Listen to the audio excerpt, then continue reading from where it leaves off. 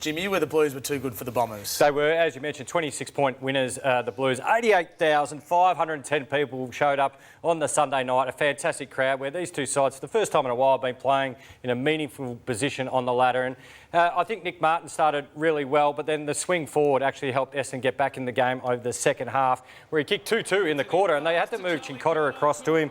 Cowan across to him. Cincotta had the role on Merritt. He ran with him, and it was an interesting battle. Merritt did plenty of good things, but Cincotta hitting the scoreboard with 2 goals in the last quarter is a fantastic way to finish his night.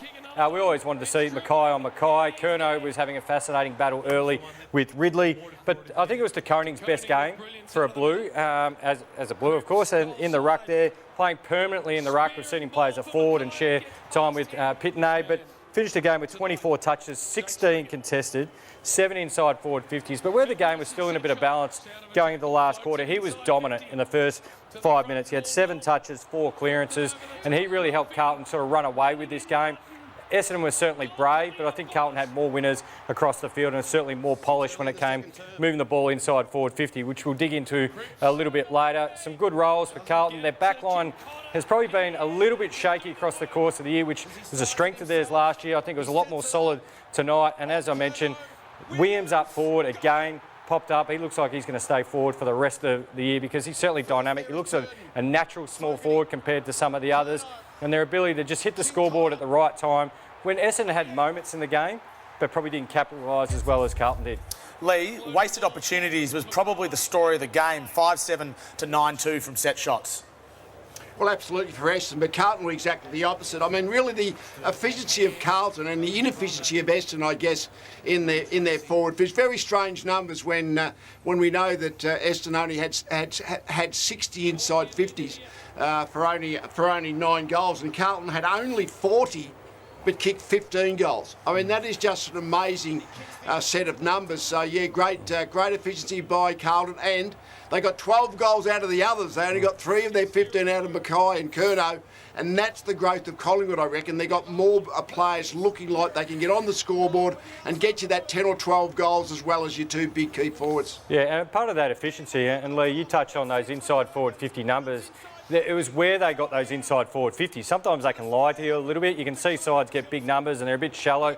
But what Carlton did really well is they actually forced Essendon wide. And you have a look at a lot of these shots. They're wide from the pocket, and you have to be very good to actually capitalise on them. But it actually set up Carlton's defence and their ability to transition off the back of turnovers. And we just saw Harry Mackay then as well. He got a head knock. He came off. He passed the concussion test, so he'll be okay for next week. Just on Carlton very briefly, Jimmy, they're second on the ladder. Outright second, and it feels like that's where they should be based on the footy they've been playing. And Michael Voss said it in a press conference during the week.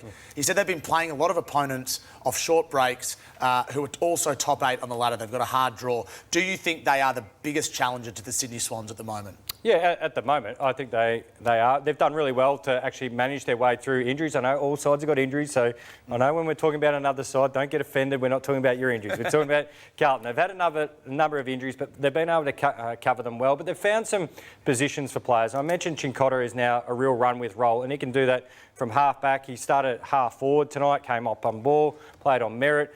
Cowan, last quarter going across to Martin was really important. As I mentioned, Williams playing forward. So they've been able to move the magnets around and still get good impact. Even comparing ourselves to this time last year, it was a bit of a disappointing first half of the year, and we learnt from those mistakes, and I feel like we've changed a lot as a team, and I just have so much confidence in each one of my teammates to go out there and get their role done for the team now, and it's probably something I couldn't say 12 months ago. A lot of Blues fans would echo that thought as well. Well, the Hahn Howe good moment for round 13 is the 2 brothers that finally played against each other, the Mackays. Yeah, well, we saw the Kings play on Saturday night, and then obviously tonight. We've been finally waiting for Ben and Harry to match up on each other, and backyard to big time. How good's this? A great photo. They're all in the Bombers jumpers there. Bit of brotherly love. They played on each other for a fair period of time and almost cancelled each other out. Even a free kick against, which led to Harry's goal, and then post this, he goes, mate, you did have me wrapped up there. That was a free kick. And there's poor nervous mum. She's had the mixed scarf on, of course, the Essendon Carlton jumper.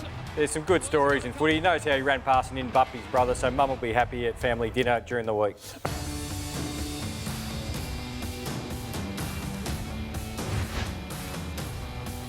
Carlton here last night and Essendon. So Carlton moved to second and knocked the Bombers down in the process. For the last probably 3 weeks, we've played against some quality opposition and we've run out the game really strong. So to beat us, you've got to go 4 quarters. And that's something that we've had to develop as a football team over the last little while. It hasn't sort of just arrived. It's been something we've been working on for quite a while. Massive crowd, big occasion. Statement made by Carlton. They leapfrogged the Bombers into second position. It shows the belief, thing that's growing within this team.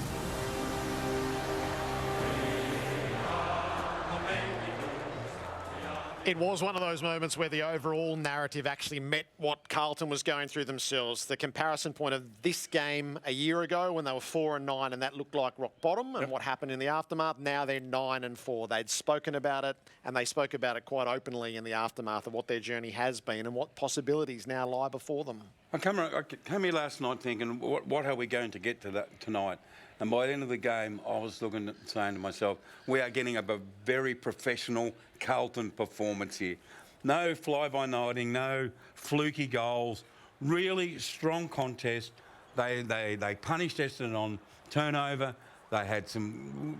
Their better players weren't Walsh and Cripps. Yep. This is the beauty of becoming a good team. You can be a good team with great players, but you want to be a great team with a lot of good players.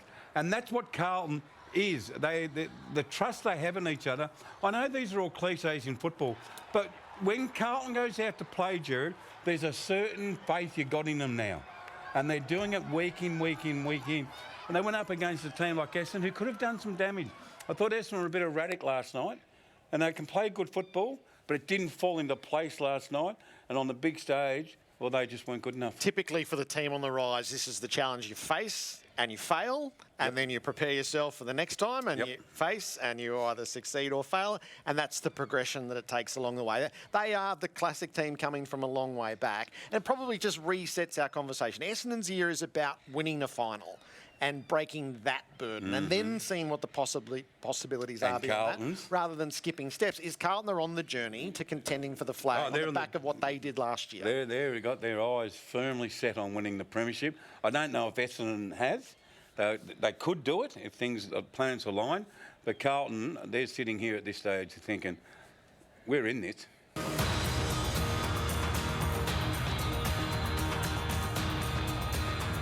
But I thought the Blues were really impressed with the way they went about it. So they're winning in different ways. They can win off turnover, they can win from clearance, and now they've got players that are putting their heads up and they're winning with different players. One of them was Elijah Hollands, who we're really impressed with. Interesting what Jacob Weitering had to say post-game. We give him a lot of credit. I mean, we probably don't talk about it enough. He came in pretty, I guess, rough circumstances. He had to earn the trust of the group back, and he was head down, bum up from the very start. You know, everyone makes mistakes in life, and we've certainly tried to embrace him as an individual, and hopefully he feels that he's comfortable in his own skin and can, do his job in the navy blue, which he's doing so far. Really like what he's done. They've obviously, Jack Martin's had a role similar. They've missed him. Can't rely on him because of his body. When he plays, he's good. But I just love the way he went about it. He's smart. I think he's going to get better and better. One of the best pickups of the year, no question about it. Probably the least talked about pickup of the year, the change clubs, but he's been fantastic nonetheless. He runs really well. Runs as well as his brother, I think, and he's a bit bigger than his brother and can go forward. And he looks like a player that relishes those big moments. Got a bit of swagger about him, I think, Gaz. I think he has got a bit of swagger, and there's nothing wrong with that. Tommy DeCarning, not sure if he's got... I think he's probably got swagger. When you got Robbie Williams singing songs about you, you've probably got swagger, but he deserves it. He is coming fast with a bullet as one of the most influential ruckmen. What about this chase here, Bucks? This is late in the third quarter, and Essendon are coming. They're 16 points down. They pretty much own the third quarter. DeCarning there is worked back 80 metres on Goldstein, who was trying to work him forward the whole way.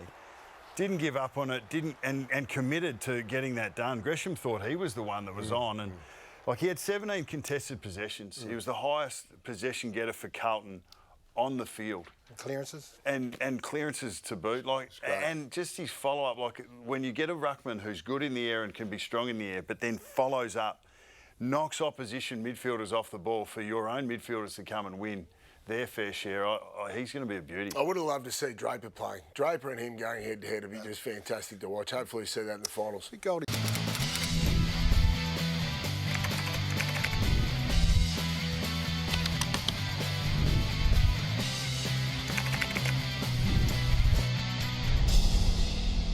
I want to be positive here because I think Andrew Russell. Did you congratulate the opposition, Caro? Did you go through the tape to see if you congratulate? They've all done it, and I've kept a close eye on that. I think Carlton's sure fitness program has been criticised heavily for the injuries, but credit where credit is due. Maybe he's just got them on the edge where they are absolutely blowing teams away in the last quarter. And to see what they did against Port Adelaide last week, to see what they did against the Bombers in the first 10 minutes in the last quarter, that's the last 3 weeks.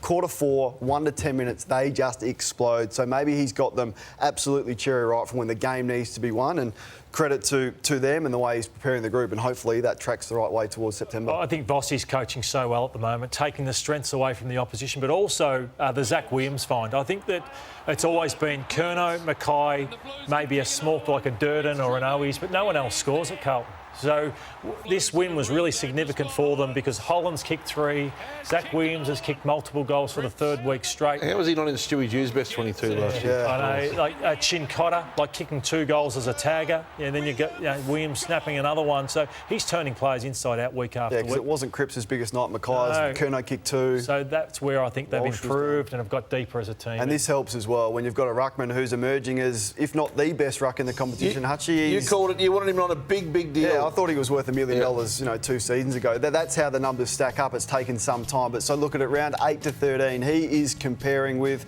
those that will be in the All-Australian discussion. They're the best 4 in my eyes, and his numbers every bit stack up with that. So what a player, what a find, and it is now his midfield and his performances in a big game has been excellent. It was his tipping point game, wasn't it? That was the game where he put his stamp on. I think he's done it the last for a fair time now. That was superb.